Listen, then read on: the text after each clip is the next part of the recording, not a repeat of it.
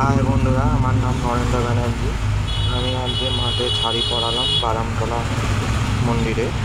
দেখে নাও কেমন লেগেছে, একটু প্লিজ কমেন্ট করে জানিও। আর আমার চ্যানেলটাকে ভালো লাগলে সাবস্ক্রাইব করে দিও।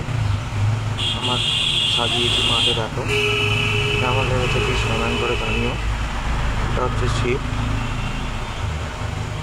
বেল গাছের তলায় শিব আছে।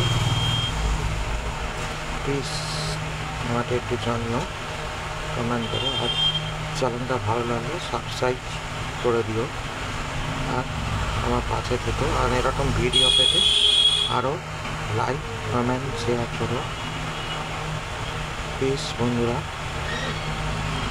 কেমন লেগেছে একটু প্লিজ বলো।